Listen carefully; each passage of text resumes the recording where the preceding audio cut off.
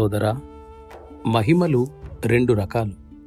ఒకటి దివ్యత్వానికి చెందినది, రెండు భౌతిక స్వభావానికి చెందినది.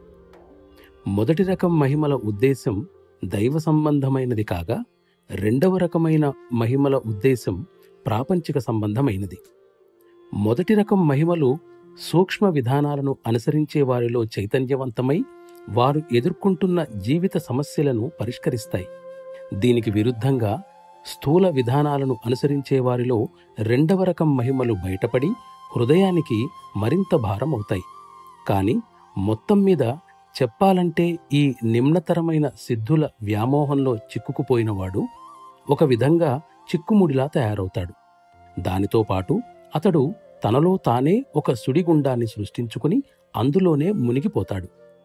అతడు ఆ శక్తిని ఇతరులపై ప్రయోగిస్తే వారు కూడా అదే సుడిగుండంలోకి లాగబడతారు. మన సంస్థలోనూ ఈ సామర్థ్యాన్ని కలిగిన వారు ఉన్నారు. కాని వారు పెడత్రోవ పట్టకుండా ఉండేందుకు గురువర్యుల నిఘా దానిని అదుపులో ఉంచుతుంది. సాధకునికి ఈ సంగతి తెలియదు. కాని నిజంగా అవసరం ఏర్పడినప్పుడు తనకు తెలియకుండానే తన ద్వారా ఆ పని జరిగిపోతుంది. అందువలన అద్భుత మహిమలు ప్రదర్శించేవాడు, ఆసన ప్రాణాయామాల వంటి అసాధారణ విన్యాసాలను ప్రదర్శించేవాడు, మాయా, జీవుడు, బ్రహ్మముల తత్వంపై పండితోపన్యాసాలు ఇచ్చేవాడుగా కాక తన అంతఃశక్తిచే ఆధ్యాత్మికంగా సాధనలోని సమస్యలను పరిష్కరించి ఆ మార్గంలోని అవరోధాలను తొలగించి మనకు సహాయపడగలిగే వ్యక్తే గురువుగా ఉండడం ఎంతో అవసరం.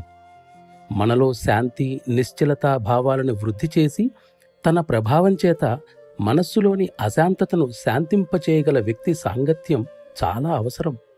అదృష్టవశాత్తు అంతటి మహానుభావుడు మనకు లభిస్తే ఆయన ఇంద్రియాల పరిధికి అతీతుడని, తన అంతఃశక్తులను ప్రయోగించి మన జీవిత సమస్యలను పరిష్కరించుటకు తగిన వ్యక్తి ఆయనే అని మీరు గ్రహించాలి. భక్తి, ప్రేమ తత్పరతలతో ఆయనతో సంబంధం ఏర్పరచుకుంటే మీ స్వభావం కూడా ఆ విధంగానే రూపొందుతుంది.